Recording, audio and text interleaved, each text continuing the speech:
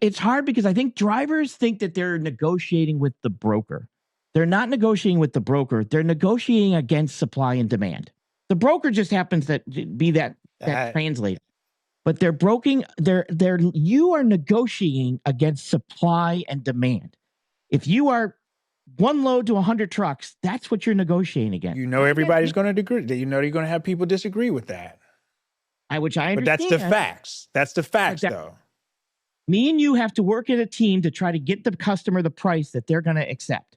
Because they got a bottom line. They got a financial. You want to meet mean people?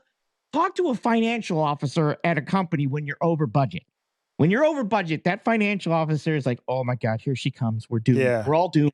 Because they're like, why did this happen? Why did this happen? Because you're over budget. So what you need to understand is that now, are all brokers this way? No, there's bad brokers out there. I hate brokers and I am one. I get most of my freight because other brokers don't know what they're doing, right? Which is good. But if you understand that we are both negotiating against supply and demand, and that supply and demand is I'm competing, I'm trying to get you in the door. My sales skills have to get you in the door. Your sales skills and value that you bring to me have to get me in the door. Like it's that teamwork to try to get this thing in there to make this move.